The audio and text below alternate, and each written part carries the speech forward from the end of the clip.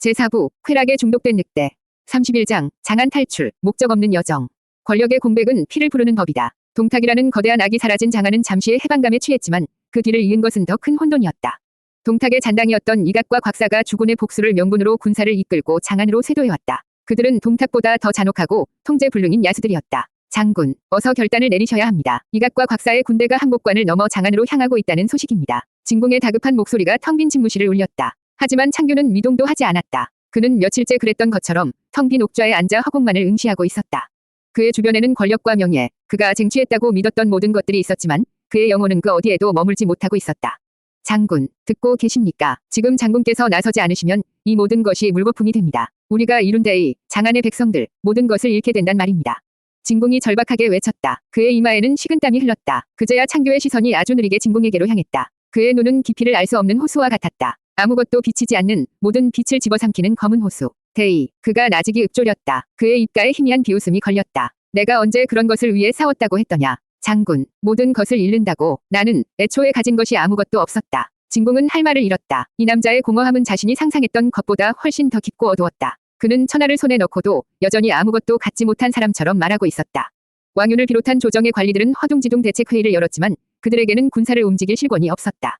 장안의 모든 군사력은 여포의 손에 달려 있었다. 하지만 그 여포가 움직일 의지를 완전히 상실해버린 것이다. 며칠 뒤 성벽 너머에서 함성과 비명소리가 들려오기 시작했다. 이각과 곽사의 군대가 마침내 장안의 성문을 돌파한 것이다. 도시는 순식간에 다시 지옥으로 변했다. 약탈과 방화, 살육이 거리를 뒤덮었다. 불과 얼마 전 동탁의 죽음을 축하하며 춤을 추던 백성들이 이제는 새로운 폭력 아래 비명을 지르며 죽어가고 있었다. 창규는 옥좌에 앉은 채 창밖으로 피어오르는 검은 연기를 무감각하게 바라보았다. 사람들의 비명 소리가 들려왔지만 그의 마음은 조금도 움직이지 않았다. 그에게는 그저 멀리서 들려오는 의미 없는 소음일 뿐이었다. 결국 변하는 건 아무것도 없어. 하나의 괴물이 사라지면 또 다른 괴물이 나타날 뿐. 그는 모든 것을 체념했다. 이 세상은 구원받을 가치가 없다고 생각했다. 그때였다. 장군, 큰일 났습니다. 적들이 부인께서 계신 후원 쪽으로 향하고 있습니다. 한 병사가 피를 흘리며 집무실로 뛰어들어와 외쳤다. 부인, 그 단어가 창규의 귓가에 박혔다. 그의 텅 비어있던 눈동자가 아주 오랜만에 희미하게 초점을 되찾았다. 그의 머릿속에 공포에 질려 자신을 바라보던 초선의 얼굴이 떠올랐다. 당신은 그와 똑같습니다. 그녀의 목소리가 환청처럼 들려왔다. 창규는 자신도 모르게 주먹을 꽉 쥐었다. 그는 초선에게 괴물 취급을 받았다. 그녀의 마음을 얻는 데 실패했다. 하지만 그렇다고 해서 그녀를 다른 놈들의 손에 넘겨줄 수는 없었다. 그녀는 자신을 경멸할지언정 여전히 자신의 것이어야만 했다. 망가진 인형일지라도 그 인형을 부술 수 있는 것은 오직 주인인 자신뿐이어야 했다. 그는 천천히 자리에서 일어났다. 수일 만에 처음으로 그의 몸에 생기가 돌았다. 그것은 대애나 명분을 위한 것이 아니었다. 오직 뒤틀린 소유욕, 자신의 것을 지키려는 맹수의 본능이었다. 나를 따를 자들은 무기를 챙겨라. 이곳을 떠난다. 그의 갑작스러운 명령에 진공의 얼굴에 잠시 화색이 돌았다. 장군, 드디어 결심하셨군요. 어서 적들을 물리치고. 착각하지 마라, 진공. 창규가 그의 말을 잘랐다. 나는 이 도시를 지키려는 것이 아니다. 이 지긋지긋한 감옥에서 탈출하려는 것뿐이다. 그는 더 이상 아무 말도 하지 않고 벽에 걸린 방천화극을 집어들었다. 그는 영웅으로서 도시를 지키기 위해 싸우는 것이 아니었다. 그저 자신의 유일한 집착을 지키기 위해 이분배하는 무대에서 퇴장하려는 것뿐이었다. 그는 자신을 따르는 소수의 병력만을 이끌고 저택을 빠져나왔다. 그의 목표는 오직 초선이 있는 후원이었다. 그는 길을 막는 이각의 병사들을 닥치는 대로 베어 넘겼다. 그의 창술은 여전히 신이 경지였지만 그 안에는 어떠한 감정도 실려있지 않았다. 마치 기계적으로 장애물을 치우는 듯한 차갑고 효율적인 살육이었다. 마침내 후원에 도착했을 때 초선은 시녀들과 함께 공포에 떨고 있었다. 창규는 아무 말 없이 그녀의 손목을 잡아챘다. 가자, 느낌표. 초선은 저항하려 했지만 그의 압도적인 힘 앞에서는 무의미했다. 창규는 그녀를 말에 태우고 불타는 장안을 뒤로 한 채 서문을 향해 달렸다. 진공과 그의 충직한 부하들이 필사적으로 그의 뒤를 따랐다. 그들이 성문을 빠져나왔을 때 장안은 거대한 화염에 휩싸여 있었다. 그에게 영웅이라는 칭호와 함께 지독한 자기 혐오를 안겨주었던 도시. 그 모든 것이 그의 등 뒤에서 잿더미가 되어 사라지고 있었다. 그는 다시 유랑객이 되었다. 하지만 이번의 여정에는 그 어떤 목적지도 없었다. 그저 끝을 알 수 없는 도피, 공허함으로부터의 끝없는 도망만이 있을 뿐이었다. 32장, 전투를 갈망하다. 길 위에서의 시간은 흐르지 않고 고여있는 것 같았다. 창규의 일행은 목적지 없이 황량한 대지를 떠돌았다. 그들은 더 이상 영웅도 패자도 아니었다. 그저 장안의 새로운 주인들에게 쫓기는 도망자 무리일 뿐이었다. 밤이 되면 모닥불을 피웠지만 누구도 선뜻 입을 열지 않았다. 무거운 침묵이 그들의 어깨를 짓눌렀다. 그 침묵의 중심에는 창규와 초선이 있었다. 초선은 장안을 탈출한 이후 단 한마디도 하지 않았다. 그녀는 창규를 쳐다보지도 않았고 마치 살아있는 유령처럼 조용히 자신의 마차 안에만 머물렀다. 그녀의 존재 자체가 창규에게는 끊임없는 고문이었다. 그녀의 침묵은 그 어떤 비난보다도 날카롭게 그의 실패를 후벼 팠다. 창규는 미칠 것 같았다. 장안에서 그를 짓누르던 공허함은 이 황량한 대지 위에서 더욱 거대해져 그의 모든 것을 집어삼키려 하고 있었다. 영웅이라는 칭호도, 사람들의 환호도, 텅 빈 옥좌도 모두 사라졌다. 그에게 남은 것은 압도적인 힘과 그 힘으로도 채울 수 없는 거대한 구멍뿐이었다. 그는 자신이 무엇을 그리워하는지 깨닫기 시작했다. 그것은 전장이었다. 피비린내와 쇳소리, 살점이 찢어지고 뼈가 부서지는 감각. 그는 그 혼돈을 그리워했다. 전장에서는 복잡한 감정 따위는 필요 없었다. 명분도, 고뇌도, 자기 혐오도 없었다. 오직 죽이느냐, 죽느냐의 단순하고 명료한 법칙만이 존재했다. 그는 그 원초적인 세계를 갈망했다. 어느 날 그들의 야영지를 한 무리의 산적들이 덮쳤다. 수십 명에 달하는 오합지졸이었다. 진군과 병사들이 긴장하며 방어태세를 갖추는 와중에 창규는 아주 오랜만에 희미하게 웃었다. 모두 손대지 마라. 그는 자리에서 일어나 방천화극을 집어들었다. 저것들은 내 것이다. 그는 혼자서 산적들을 향해 걸어 나갔다. 산적들은 그의 신과 같은 위용에 잠시 주춤했지만 수적 우세를 믿고 고함을 지르며 달려들었다. 그것은 전투가 아니었다. 일방적인 학살이었다. 창규는 미친 듯이 창을 휘둘렀다. 오랜만에 느껴보는 감각이었다. 근육이 움직이고 피가 끓어오르고 눈앞의 생명이 자신의 손에 의해 꺼져가는 느낌. 그는 살아있음을 느꼈다. 텅 비어 있던 그의 영혼에 아주 잠시나마 뜨거운 무언가가 채워지는 것 같았다.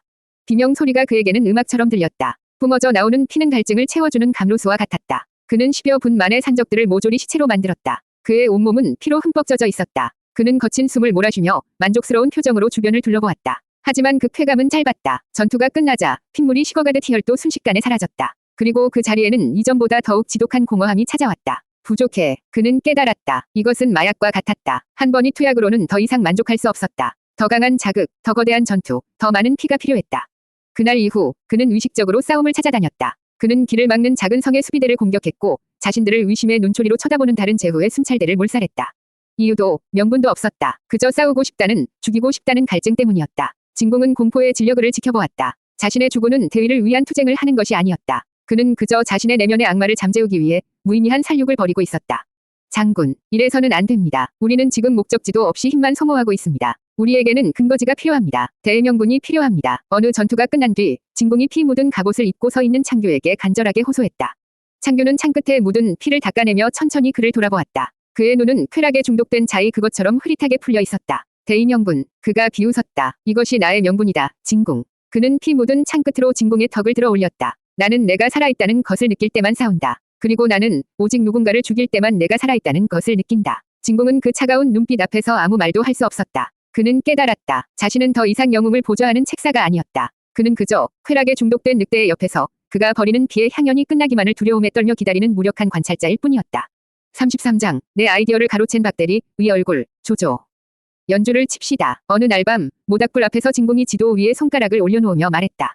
그의 목소리는 그 어느 때보다도 진지했다. 창규는 피 묻은 갑옷을 손질하다 말고 무심하게 그를 쳐다보았다. 연주, 그렇습니다. 연주의 주인인 조조는 지금 서주를 치러 자리를 비웠습니다. 연주는 지금 텅 비어있는 것이나 마찬가지입니다. 이곳을 우리의 근거지로 삼아야 합니다. 언제까지 이렇게 떠돌 수만은 없습니다. 장군. 조조, 창규는 처음 들어보는 이름에 아무런 감흥도 느끼지 못했다. 그에게는 그저 또 하나의 사냥감, 자신의 공허함을 채워줄 또 한 번의 전투 상대일 뿐이었다. 마음대로 해라. 나는 싸울 수만 있으면 된다. 그의 무심한 허락에 진공은 안도하면서도 씁쓸함을 감출 수 없었다. 이 남자는 천하의 판도 따위에는 전혀 관심이 없었다. 하지만 진공에게는 다른 선택지가 없었다. 그는 여포라는 최강의 창을 이용해 어떻게든 이 난세에 자신만의 자리를 만들어야만 했다. 며칠 뒤 그들은 연주의 경계에 도착했다. 그리고 창규는 처음으로 위화감을 느꼈다. 지금까지 그가 거쳐왔던 다른 제후들의 땅과는 분위기가 달랐다. 마을은 정돈되어 있었고 밭은 가지런히 경작되어 있었다. 백성들의 얼굴에는 두려움보다는 경계심이 서려 있었다. 모든 것이 잘 짜인 규칙 아래 움직이는 듯한 숨 막히는 질서가 느껴졌다. 그들이 복양성 앞에 도착했을 때 그 위화감은 더욱 커졌다. 성벽 위에는 한 치위 오차도 없이 병사들이 도열해 있었고 깃발은 바람 한 점 없는 날처럼 굳건하게 서 있었다. 그리고 성문이 열리더니 한 무리의 군대가 질서정연하게 걸어 나왔다. 그 군대의 맨 앞에 화려한 갑옷 대신 검은 비단옷을 입은 키가 작고 눈빛이 유난히 빛나는 남자가 서 있었다. 먼 길 오시느라 고생 많으셨소, 봉선 장군. 남자가 먼저 입을 열었다. 그의 목소리는 부드러웠지만 그 안에는 강철 같은 위지가 담겨 있었다. 나는 연주를 다스리는 조조라 하오. 장군의 명성은 익히 들어 알고 있소. 천하제일의 용맹, 실로 하늘이 내린 영웅이라 들었소. 창규는 말 위에서 그를 내려다보았다. 이상한 남자였다. 다른 이들처럼 자신을 두려워하지도 않았고 그렇다고 장비처럼 무식하게 달려들지도 않았다. 그는 마치 모든 것을 꿰뚫어 보고 있다는 듯이 여유로운 미소를 짓고 있었다. 바로 그 순간이었다. 조조의 그 미소를 보는 순간 창규의 머릿속에 지우고 싶었던 기억 하나가 섬광처럼 떠올랐다. 회사에서 야심차게 준비했던 프로젝트. 밤을 새워 기획안을 만들었다. 그리고 그 기획안을 가장 먼저 보여준 사람은 평소 친하게 지내던 옆 부서의 박대리였다. 박대리는 창규의 기획안을 보며 감탄을 금치 못했다. 창규씨, 이거 정말 대단한데. 자네는 정말 천재야. 이 아이디어라면 이번 프로젝트는 무조건 성공하겠어. 그는 진심으로 기뻤다. 처음으로 누군가에게 인정받는 기분이었다. 하지만 며칠 뒤 임원들이 모두 모인 회의실에서 박 대리는 창규의 아이디어를 마치 자기 것인 양 발표하고 있었다. 창규가 썼던 문장, 그가 만들었던 도표까지 토시 하나 틀리지 않고 똑같았다. 발표가 끝나고 임원들의 박수갈채는 모두 박 대리에게 쏟아졌다. 박 대리는 자리로 돌아오며 창규를 향해 아무도 모르게 윙크를 했다. 바로 지금 조조가 짓고 있는 것과 똑같은 모든 것을 알고 있다는 듯한 그 여유롭고 역겨운 미소를 지으며 창규의 온몸이 차갑게 식었다. 눈앞에 조조와 자신의 모든 것을 훔쳐갔던 박 대리의 얼굴이 겹쳐 보였다. 김 부장이 육체적인 폭력으로 그를 짓밟았다면 박 대리는 교활한 지능으로 그의 영혼을 도둑질했다. 분노의 종류가 달랐다. 이것은 뜨거운 분노가 아니라 얼음처럼 차갑고 끈적끈적한 증오였다. 영웅이라. 창규가 나직이 읊조렸다. 그래, 나는 영웅이지. 그리고 너 같은 도둑놈들을 심판하는 것이 영웅의 일이다. 그의 말에 조조의 눈이 가늘어졌다. 하지만 그는 여전히 미소를 잃지 않았다. 오해가 있으신 모양이요. 나는 그저 장군과 같은 인재가 정처 없이 떠도는 것이 안타까워 손을 내밀려던 것뿐인데. 그 더러운 손, 치워라. 창규는 더 이상 참을 수 없었다. 그는 방천화극을 고쳐 잡고 적토마의 배를 찼다. 그의 목표는 단 하나, 저 역겨운 미소를 짓고 있는 조조의 얼굴을 그의 군대와 함께 이 땅에서 지워버리는 것이었다. 34장, 첫 번째 좌절, 막혀버린 창끝. 크아아, 창규의 포효와 함께 적토마가 대지를 박차고 뛰쳐나갔다. 그의 등 뒤로 그를 따르던 병사들도 함성을 지르며 돌격했다. 그것은 여포의 전매 특허, 그 어떤 방어진도 뚫어버리는 압도적인 돌격이었다. 지금까지 이 돌격을 막아낸 자는 아무도 없었다. 그는 이번에도 조조의 군대가 종잇장처럼 지켜나갈 것이라 확신했다. 하지만 조조의 군대는 달랐다. 창규가 조조의 코앞까지 도달했을 때 조조는 당황하기는커녕 손을 들어 가볍게 신호를 보냈다. 그러자 그의 앞을 막고 있던 방패병들이 일사불란하게 좌우로 갈라졌다. 마치 거대한 성문이 열리듯 창규는 자신도 모르게 그 열린 길로 빨려 들어갔다. 그가 정신을 차렸을 때 그는 적진 한복판에 홀로 고립되어 있었다. 조조는 이미 저 멀리 후방으로 물러나 있었고 갈라졌던 방패병들은 다시 합쳐져 그의 퇴로를 막고 있었다. 그리고 그의 주변을 수천의 궁수들이 겹겹이 포위하고 있었다. 쏴라. 조조의 냉정한 명령이 떨어졌다. 하늘이 검은 피로 뒤덮였다. 수천 개의 화살이 해를 가리고 그에게로 쏟아져 내렸다. 버러지 같은 놈들. 창규는 방천화극을 미친 듯이 휘둘러 화살을 쳐냈다. 쨍, 쨍, 쨍. 쇠부딪는 소리가 빗발쳤다. 대부분의 화살은 그의 갑옷을 뚫지 못하고 튕겨나갔다. 하지만 몇몇 화살은 갑옷의 틈새를 파고들어 그의 팔과 다리에 박혔다. 얕은 상처였지만 그의 움직임은 눈에 띄게 둔해졌다. 더 큰 문제는 적토마였다. 마른 화살 세례를 견디지 못하고 고통스러운 울음소리를 내며 쓰러졌다. 창규는 말에서 굴러떨어졌다. 그는 땅을 짚고 일어섰다. 사방이 적이었다. 하지만 그들은 달려들지 않았다. 그저 거리를 유지한 채 계속해서 활을 쏠 뿐이었다. 나와서 싸워라, 이 비겁한 놈들아. 그가 고함을 질렀다. 하지만 그의 외침은 공허한 메아리가 되어 사라질 뿐이었다. 조조의 병사들은 감정 없는 기계처럼 지휘관의 명령만을 따르고 있었다. 창규는 분노에 차서 병사들에게 달려들었다. 그러자 그들은 기다렸다는 듯이 뒤로 물러났다. 그가 멈추면 다시 거리를 벌리고 활을 쏘았다. 그는 마치 거대한 거미줄에 걸린 팔이 같았다. 힘은 넘쳐났지만 그 힘을 쓸 상대가 없었다. 그의 방천화극은 허공을 가를 뿐이었다. 이것은 전투가 아니었다. 철저하게 계산된 사냥이었다. 이럴 수가. 그는 처음으로 좌절감을 느꼈다. 그의 힘이, 그의 분노가, 그의 모든 것이 이 교활한 적 앞에서는 무의미했다. 그의 창끝은 적에게 닿지 못하고 보이지 않는 벽에 막혀버린 것처럼 무력했다. 장군, 물러나십시오. 그때 진군과 그의 부하 장수들이 퇴로를 막고 있던 방패병들에게 필사적으로 돌격해왔다. 그들이 간신히 뚫어낸 작은 틈으로 창규는 굴욕적인 후퇴를 해야만 했다. 그의 등 뒤로 조조의 조롱 섞인 웃음소리가 들려오는 것 같았다. 자신의 진영으로 돌아온 창규는 아무 말도 하지 않았다. 그의 온몸은 상처투성이었지만 육체의 고통은 아무것도 아니었다. 그의 자존심이, 그의 존재 자체가 산산조각 나 있었다. 장군, 괜찮으십니까? 진공이 걱정스럽게 물었다. 나가. 창규의 목소리는 얼음장처럼 차가웠다. 모두 내 막사에서 당장 꺼져. 모두가 물러나고 막사에는 그 혼자 남았다. 그는 피 묻은 갑옷을 벗어 던지고 바닥에 주저앉았다. 그는 자신의 손을 내려다보았다. 산적 수십 명을 단숨에 도륙하고 수만 군대를 꿰뚫었던 손. 그런데 그 손이 고작 키 작은 산에 하나가 쳐놓은 그물에 걸려 아무것도 하지 못했다. 그는 깨달았다. 세상에는 단순히 부수는 것만으로는 이길 수 없는 상대가 있다는 것을. 머리를 써야 하고 판을 읽어야 하며 때로는 분노를 억눌러야 한다는 것을. 하지만 그것은 모두 그가 가장 혐오하고 가장 못하는 것들이었다. 그것은 괴물 여포가 아니라 무력했던 김창규의 방식이었다. 그는 자신의 한계를 마주했다. 그의 창끝은 처음으로 적이 아닌 자기 자신의 무력함이라는 벽에 막혀버렸다. 그 좌절감은 지금까지 겪었던 그 어떤 고통보다도 더 깊고 어두웠다. 제4부, 쾌락에 중독된 늑대. 33장, 내 아이디어를 가로챈 박대리, 의 얼굴, 조조. 연주를 칩시다. 어느 날 밤, 모닥불 앞에서 진공이 지도 위에 손가락을 올려놓으며 말했다.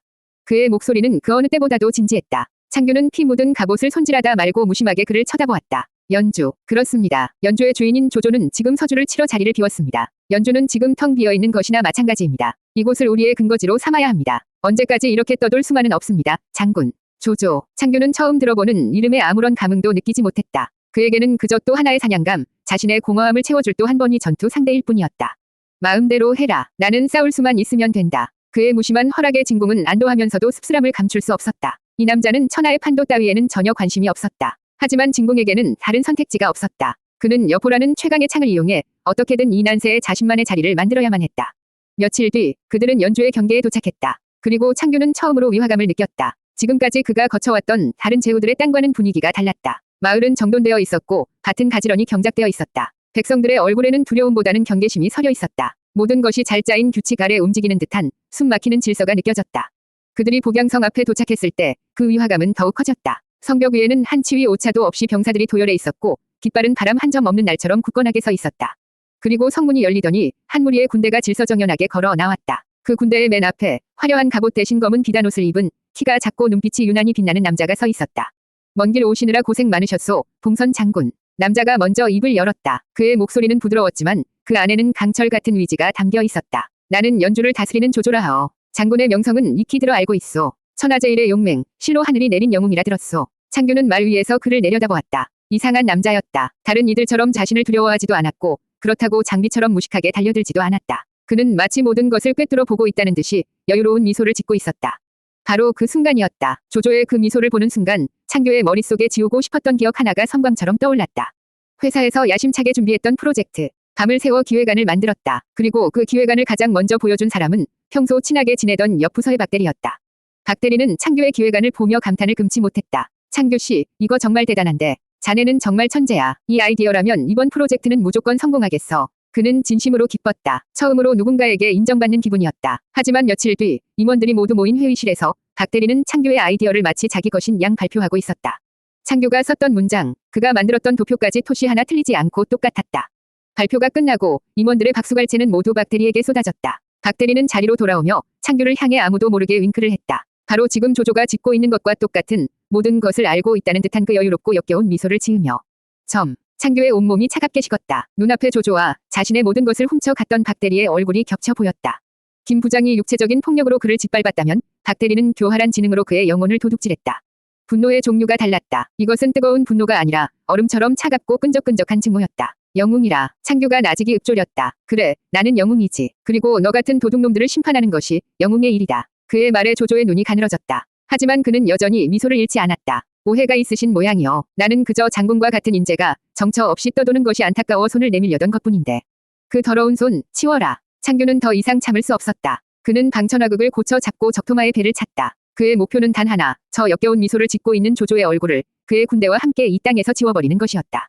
34장, 첫 번째 좌절, 막혀버린 창끝.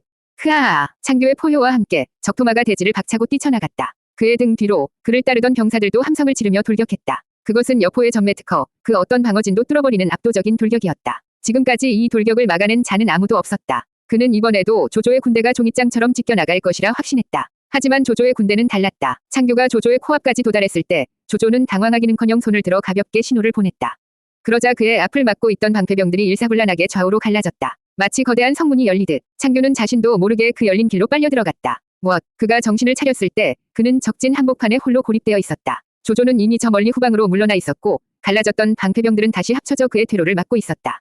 그리고 그의 주변을 수천의 궁수들이 겹겹이 포위하고 있었다. 수하라. 조조의 냉정한 명령이 떨어졌다. 하늘이 검은 비로 뒤덮였다. 수천 개의 화살이 해를 가리고 그에게로 쏟아져 내렸다. 버러지 같은 놈들. 창규는 방천화극을 미친 듯이 휘둘러 화살을 쳐냈다. 쨍, 쨍, 쨍. 쇠부딪는 소리가 빗발쳤다. 대부분의 화살은 그의 갑옷을 뚫지 못하고 튕겨나갔다. 하지만 몇몇 화살은 갑옷의 틈새를 파고들어 그의 팔과 다리에 박혔다. 얕은 상처였지만 그의 움직임은 눈에 띄게 둔해졌다. 더 큰 문제는 적토마였다. 마른 화살 세례를 견디지 못하고 고통스러운 울음소리를 내며 쓰러졌다. 창규는 말에서 굴러떨어졌다. 그는 땅을 짚고 일어섰다. 사방이 적이었다. 하지만 그들은 달려들지 않았다. 그저 거리를 유지한 채 계속해서 활을 쏠 뿐이었다. 나와서 싸워라, 이 비겁한 놈들아. 그가 고함을 질렀다. 하지만 그의 외침은 공허한 메아리가 되어 사라질 뿐이었다. 조조의 병사들은 감정 없는 기계처럼 지휘관의 명령만을 따르고 있었다. 창규는 분노에 차서 병사들에게 달려들었다. 그러자 그들은 기다렸다는 듯이 뒤로 물러났다. 그가 멈추면 다시 거리를 벌리고 활을 쏘았다. 그는 마치 거대한 거미줄에 걸린 팔이 같았다. 힘은 넘쳐났지만 그 힘을 쓸 상대가 없었다. 그의 방천화극은 허공을 가를 뿐이었다. 이것은 전투가 아니었다. 철저하게 계산된 사냥이었다. 이럴 수가. 그는 처음으로 좌절감을 느꼈다. 그의 힘이, 그의 분노가 그의 모든 것이 이 교활한 적 앞에서는 무의미했다. 그의 창끝은 적에게 닿지 못하고 보이지 않는 벽에 막혀버린 것처럼 무력했다. 장군, 물러나십시오. 그때 진군과 그의 부하 장수들이 퇴로를 막고 있던 방패병들에게 필사적으로 돌격해왔다. 그들이 간신히 뚫어낸 작은 틈으로 창규는 굴욕적인 후퇴를 해야만 했다. 그의 등 뒤로 조조의 조롱 섞인 웃음소리가 들려오는 것 같았다. 자신의 진영으로 돌아온 창규는 아무 말도 하지 않았다. 그의 온몸은 상처투성이었지만 육체의 고통은 아무것도 아니었다. 그의 자존심이, 그의 존재 자체가 산산조각 나 있었다. 장군, 괜찮으십니까? 진궁이 걱정스럽게 물었다. 나가. 창규의 목소리는 얼음장처럼 차가웠다. 모두 내 막사에서 당장 꺼져. 모두가 물러나고 막사에는 그 혼자 남았다. 그는 피 묻은 갑옷을 벗어 던지고 바닥에 주저앉았다. 그는 자신의 손을 내려다보았다. 산적 수십 명을 단숨에 도륙하고 수만 군대를 꿰뚫었던 손. 그런데 그 손이 고작 키 작은 사내 하나가 쳐놓은 그물에 걸려 아무것도 하지 못했다. 그는 깨달았다. 세상에는 단순히 부수는 것만으로는 이길 수 없는 상대가 있다는 것을. 머리를 써야 하고 판을 읽어야 하며 때로는 분노를 억눌러야 한다는 것을. 하지만 그것은 모두 그가 가장 혐오하고 가장 못하는 것들이었다. 그것은 괴물 여포가 아니라 무력했던 김창규의 방식이었다. 그는 자신의 한계를 마주했다. 그의 창끝은 처음으로 적이 아닌 자기 자신의 무력함이라는 벽에 막혀버렸다. 그 좌절감은 지금까지 겪었던 그 어떤 고통보다도 더 깊고 어두웠다. 제4부, 쾌락에 중독된 늑대. 35장, 참을 수 없는 분노, 아군을 향한 채찍질. 패배의 맛은 썼다. 창규는 자신의 막사 안에서 찢어진 갑옷 조각을 말없이 내려다보고 있었다. 조조의 군사들이 쏜 화살에 뚫린 구멍이었다. 육체의 상처는 이미 군의관이 치료했지만 그의 자존심에 난 구멍은 속수무책으로 벌어져 시린 바람을 흘려보내고 있었다. 어째서 그는 이해할 수 없었다. 그의 힘은 절대적이었다. 그의 분노는 모든 것을 파괴하는 불길이었다. 그런데 그 불길이 조조라는 자가 쳐놓은 보이지 않는 강물 앞에서 속절없이 꺼져버렸다. 그는 마치 어린아이처럼 농락당했다. 적의 얼굴에 칼끝 한 번 대보지 못하고 비참하게 도망쳐야만 했다. 박대리, 그놈도 그랬어. 그의 머릿살 속에서 자신의 아이디어를 훔치고도 뻔뻔하게 웃던 박대리의 얼굴이 떠올랐다. 조조의 얼굴과 겹쳐졌다. 힘으로 찍어 누를 수 없는 교활함과 지략으로 상대를 농락하는 종류의 인간들.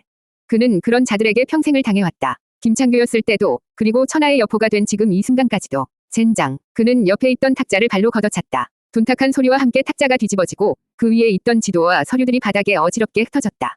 하지만 분이 풀리지 않았다. 이 분노는 터뜨릴 대상이 없었다. 조조는 저 멀리 성벽 뒤에서 자신을 비웃고 있을 터였다. 그는 무력했다. 이 시대에 와서 처음으로 느끼는 진짜 무력감이었다. 힘이 있음에도 쓸 수 없는 무력감. 그것은 힘이 없던 시절의 무력감보다 몇 배는 더 고통스러웠다. 그때 막사 밖에서 조심스러운 목소리가 들려왔다. 장군, 고순이라 하옵니다. 잠시 들어가도 되겠습니까? 고순. 그를 따르는 장수들 중 가장 과묵하고 충직하며 그가 이끄는 함진영은 여포군의 최정예였다.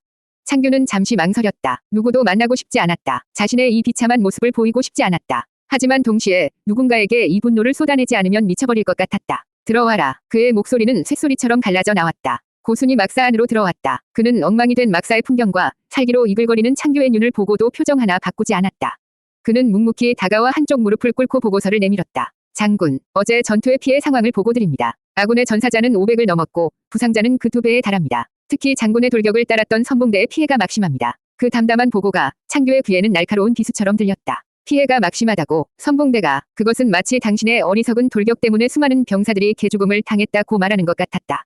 적의 계략에 너무 깊이 빨려 들어간 것이 패인이었습니다. 조조는 보통의 제후들과는 다릅니다. 그의 군대는 훈련도가 높고 지휘 체계가 명확합니다. 다음 전투에서는 좀 더 신중하게 접근해야 할 것입니다. 고순의 말은 한치의 틀림도 없는 정확한 분석이었다. 하지만 그 합리적인 분석이 창규의 마지막 남은 이성을 끊어버렸다. 신중. 창규가 나직이 읊조렸다. 그는 천천히 자리에서 일어났다. 내 놈이 지금 나를 가르치려 드는 것이냐? 장군, 그런 뜻이 아니오라. 내 방식이 틀렸다는 말이냐? 정면으로 부딪혀 모든 것을 부숴버리는 내 방식이 저 교활한 쥐새끼들의 방식보다 못하다는 말이냐? 창규의 목소리가 폭풍처럼 커졌다. 그는 고순에게 성큼성큼 다가갔다. 고순은 무릎을 꿇은 채 미동도 없이 그를 올려다볼 뿐이었다. 그 흔들림 없는 눈빛이 창규를 더욱 화나게 만들었다. 그것은 마치 자신의 잘못을 인정하지 못하고 발악하는 어린아이를 보는 듯한 어른의 눈빛이었다. 패배한 것은 내가 아니다. 창규가 포효했다. 너희들이 무능하기 때문이다. 내 속도를 따라오지 못한 너희들의 잘못이다. 그런데 감히 내게 책임을 돌리려 들어. 그는 옆에 있던 무기 거치대에서 가죽 채찍을 집어들었다. 그리고는 망설임 없이 무릎 꿇은 고순의 등을 향해 내리쳤다. 촥! 살점이 찢어지는 끔찍한 소리가 막사 안을 울렸다. 고순은 짧은 신음을 흘렸지만 쓰러지지 않았다. 그는 여전히 꼿꼿한 자세로 앉아 있었다. 그 모습에 창규의 분노는 더욱 거세졌다. 촥! 촥! 채찍질이 비처럼 쏟아졌다. 고순의 등 위로 입은 갑옷이 찢어지고 그 안에 옷가지가 갈라지며 마침내 붉은 피가 터져 나왔다. 하지만 고순은 끝까지 비명을 지르지 않았다. 그는 그저 묵묵히 자신의 주군이 내리는 부당한 분노를 온몸으로 받아내고 있었다. 소란을 듣고 장료를 비롯한 다른 장수들이 막사 안으로 뛰어들어왔다. 그들은 눈앞에 펼쳐진 끔찍한 광경에 경악했다. 장군, 멈추십시오. 고순 장군은 아무 잘못이 없습니다. 닥쳐라. 창규가 붉게 충혈된 눈으로 그들을 노려보았다. 이놈과 한패인 것이냐, 나를 가르치려 드는 저놈의 편을 드는 것이냐. 그는 피 묻은 채찍을 들어 그들을 겨누었다. 또 누가 나를 가르치고 싶으냐. 있다면 앞으로 나와보아라. 그 살기등등한 모습에 그 누구도 감히 앞으로 나서지 못했다. 그들은 공포와 실망이 뒤섞인 눈으로 미친 듯이 채찍을 휘두르는 주군과 피를 흘리면서도 꼿꼿이 앉아있는 동료를 번갈아 쳐다볼 뿐이었다. 한참의 시간이 흐른 뒤 창규는 거친 숨을 몰아쉬며 채찍질을 멈췄다. 고순의 등은 피와 살이 뒤엉켜 형체를 알아볼 수 없을 정도였다. 그는 거의 의식을 잃어가고 있었다. 끌어내라. 창규가 차갑게 명령했다. 그리고 다시는 내 눈앞에 나타나지 못하게 해라. 장수들이 황급히 달려들어 쓰러진 고순을 부축해 막사 밖으로 끌고 나갔다. 혼자 남은 창규는 피 묻은 채찍을 바닥에 내던졌다. 그의 분노는 조금도 가라앉지 않았다. 오히려 아군을 향한 채찍질은 그의 공허함과 무력감을 더욱 깊게 만들 뿐이었다. 그는 자신의 손으로 자신을 향한 마지막 충성심마저 끊어내고 있었다. 36장, 진공, 등을 돌릴까 고민하다. 진공은 자신의 막사 안에서 의식을 잃은 고순의 상처를 직접 닦아주고 있었다. 군의관이 급한 처치는 했지만 상처는 끔찍했다. 채찍은 단순히 살만 찢은 것이 아니라 고순이라는 장수의 자존심과 명예까지 갈기갈기 찢어 놓았다. 장료를 비롯한 다른 장수들은 침통한 표정으로 그 모습을 지켜보고 있었다. 그들의 눈에는 더 이상 여포를 향한 경외심이 남아있지 않았다. 오직 깊은 실망과 언제 자신에게 향할지 모를 폭력에 대한 두려움만이 가득했다. 모두 나가보게. 내가 알아서 하겠네. 진공이 나지기 말하자 장수들은 말없이 고개를 숙이고 막사를 나갔다. 혼자 남은 진공은 젖은 천으로 고순의 얼굴에 튄 핏자국을 닦아주었다. 이것이 내가 선택한 군주인가. 그의 마음속에서 처음으로 후회라는 감정이 싹트고 있었다. 그는 여포의 광기를 보았다. 하지만 그는 그 광기를 난세를 끝낼 힘이라고 생각했다. 예측 불가능한 폭발력이 기존의 질서를 파괴하고 새로운 시대를 열 수 있을 것이라 믿었다. 그는 그 힘을 자신이 통제하고 올바른 방향으로 이끌 수 있을 것이라 자만했다. 하지만 그는 틀렸다. 여포의 광기는 창조를 위한 파괴가 아니었다. 그저 의미 없는 분노의 배설, 내면의 공허함을 채우기 위한 발악에 불과했다. 그는 대위를 위해 분노하는 것이 아니라 자신의 자존심이 상했다는 이유만으로 분노했다. 그리고 그 분노는 적이 아닌 가장 충직한 아군에게로 향했다. 조조. 진공은 자신도 모르게 조조를 떠올렸다. 어제의 전투. 비록 패배했지만 진공은 적장인 조조에게서 깊은 감명을 받았다. 그의 군대는 하나의 유기체처럼 움직였다. 그의 전략은 치밀했고 그의 판단은 냉정했다. 그는 여포처럼 감정에 휘둘리지 않았다. 그는 거대한 판 전체를 읽고 가장 효율적인 방식으로 승리를 쟁취했다. 저런 군주 밑에서라면 나의 지략을 마음껏 펼칠 수 있었을 텐데. 그는 고개를 저었다. 이미 늦은 일이었다. 그는 조조를 배신하고 여포에게 왔다. 이제 와서 돌아갈 수는 없었다. 그는 자신의 손으로 가장 유능했을지도 모를 주군을 버리고 가장 위험한 폭군을 선택한 것이다. 등을 돌려야 하는가. 진공은 심각하게 고민했다. 이대로 여포를 따르는 것은 함께 파멸의 길로 걸어 들어가는 것과 같았다. 그의 예측 불가능한 분노는 언젠가 자신의 목을 향할지도 모른다. 그의 전략 없는 용맹은 조조와 같은 진짜 지략가 앞에서 결국 무너져 내릴 것이다. 떠나야 했다. 이 미쳐가는 배에서 뛰어내려야 했다. 하지만 어디로? 그가 지금 여포를 떠난다면 그는 갈 곳이 없었다. 그는 배신자가 되어 천하를 떠돌게 될 것이다. 다른 제후들이 그를 받아줄 리 만무했다. 그는 여포라는 호랑이의 등에 올라탄 채 내리지도 못하는 신세가 되어버린 것이다. 아직이다. 진공은 눈을 감았다. 아직 판이 끝난 것은 아니다. 그는 여전히 여포라는 천하에서 가장 강하고 날카로운 창을 손에 쥐고 있었다. 비록 그 창이 주인을 가리지 않고 날뛰는 미친 창이라 할지라도 그의 머릿속에서 새로운 계획이 그려지기 시작했다. 여포를 영웅으로 만드는 것은 실패했다. 그를 통제하는 것도 불가능하다. 그렇다면 남은 방법은 하나뿐이었다. 이 미친 짐승을 마지막 순간까지 철저하게 이용해주마. 그는 더 이상 여포를 주군으로 보지 않기로 했다. 그는 여포를 자신의 야망을 위한 가장 강력하고 위험한 도구로 여기기로 했다. 그는 이 도구가 부서져 버리기 전에 어떻게든 연주 땅을 손에 넣고 자신만의 기반을 다져야만 했다. 진공은 천천히 눈을 떴다. 그의 눈에는 더 이상 주군을 향한 충심이나 고뇌가 남아있지 않았다. 오직 차갑고 냉정한 결의만이 가득했다. 그의 충성은 그날 밤 고순의 피와 함께 모두 말라버렸다. 이제 그에게 남은 것은 자신의 생존과 야망을 위한 비정한 계산뿐이었다.